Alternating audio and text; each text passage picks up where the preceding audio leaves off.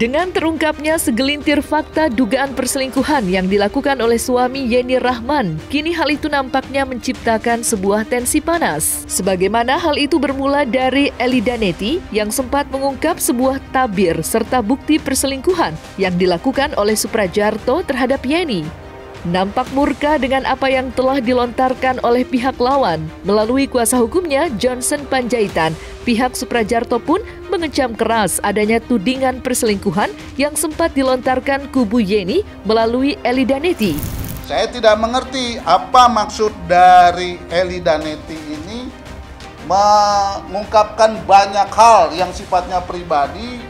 Dan saya tidak tahu kenapa sampai soal-soal yang menyangkut pribadi, foto-foto dan lain sebagainya diungkapkan begitu saja. Jadi apa hubungannya Femi yang melaporkan 263 dengan Ibu Neti yang mengungkapkan ada perselingkuhan, ini begini, foto begini, diambil dari sini, dari handphone ini, dibawa ke counter, dibuka, kemudian diumbar foto-fotonya. Tentu itu satu persoalan hukum.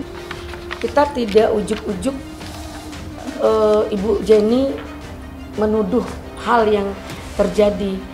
Beliau kadarulahnya tertinggal apa ditinggalkan HP, kemudian dibuka di salah satu konter. Kan kalau sudah dibuang di sampah, kan kalau di sampah itu kan 30 hari. Nah ini hari ke-28. Melihat tadi yang menandatangani itu adalah kedua belah pihak. Kok gila, kok berani tanda tangan, bahkan di foto. Itulah yang saya salut, kok bisa dapat ini, ternyata ini dapat di sampah HP. Ini dapat di sampah HP. Sudah dihapus ya Bu? Sudah dihapus, HP-nya tinggal sama Bu Jenny. Bu Jenny bawa ini ke salah satu konter, ternyata ada ketemu ini. Saya ulangi sekali lagi, tidak ada pelaporan soal perselingkuhan. Jadi saya tidak mengerti ini ada bahasa-bahasa perselingkuhan ditulis di mana-mana. Sengkarut rumah tangga yang dialami oleh Yenny Rahman dan Suprajarto nampaknya tak melulu perihal adanya isu sosok orang ketiga dalam hubungan pernikahan keduanya. Namun, pada kenyataannya, prahara yang terjadi justru semakin pelik lantaran adanya dugaan pemalsuan tanda tangan terhadap aset milik Yenny selama menikah dengan Suprajarto. Entahlah, namun persoalan itu pula lah yang juga memantik komentar dari Johnson Panjaitan selaku kuasa hukum Suprajarto lantaran ketidakjelasan laporan yang dilayangkan pihak Yenny terhadap kliennya. Nah itu yang belum jelas sampai sekarang, ya kan? Karena di laporan itu objeknya tidak jelas. Kalau lihat pasalnya 263, itu kan surat palsu atau pemalsuan surat, Pak.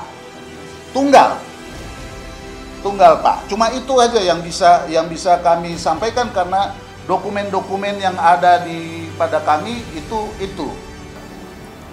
Ibu Jenny tetap mencoba menunggu itikat baik dari suami. Namun sampai detik ini tidak ada. Nah, beliau melaporkan ada pemalsuan tanda tangan Ibu Jenny terhadap aset yang dimiliki oleh Ibu Jenny bersama suaminya.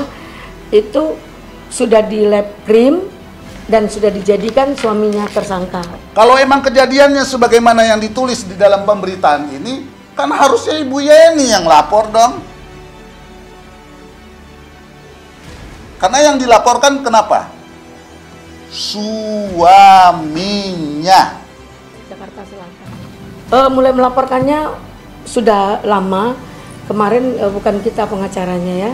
Nah hari ini saya lihat ada yang tidak bagus dalam proses ini terhadap Ibu Jenny-nya.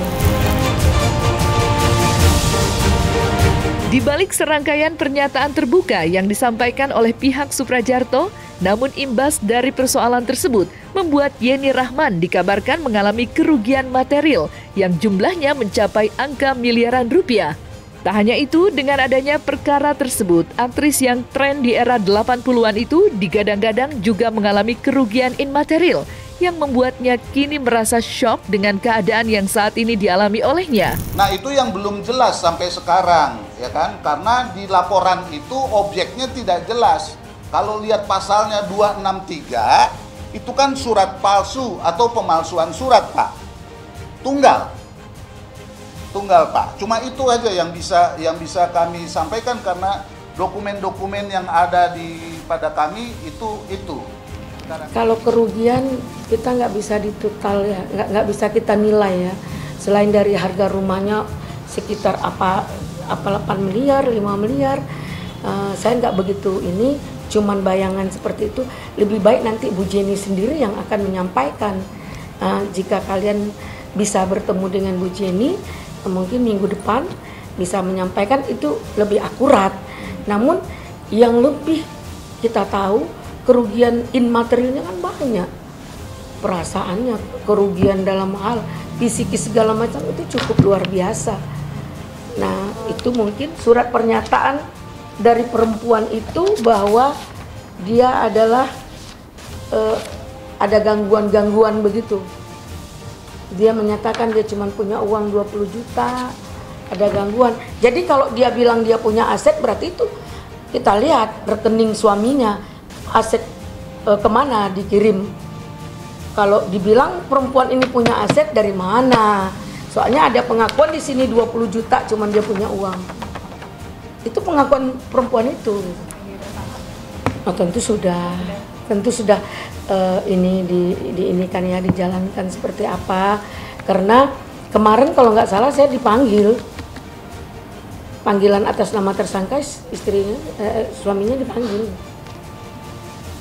Mungkin itu ya, awal ini mungkin itu dulu yang bisa saya sampaikan, karena yang bersangkutan tidak ada.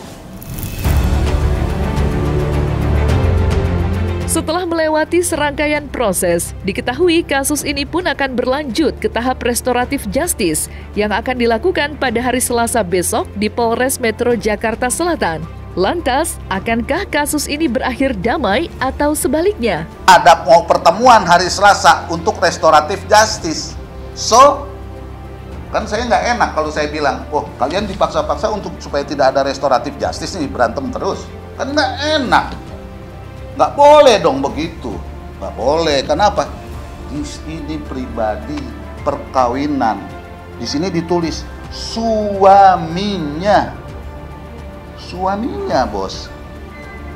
Jadi tolong ya. Mungkin ya, pertama dia kan shock. Yang kedua, dia menunggu itikat baik dari suaminya. Makanya untuk kata-kata cerai itu dari Bu Jenny dari awalnya tidak ini. Jika suaminya mengklarifikasi dengan baik, mungkin dia akan sama-sama cari solusi.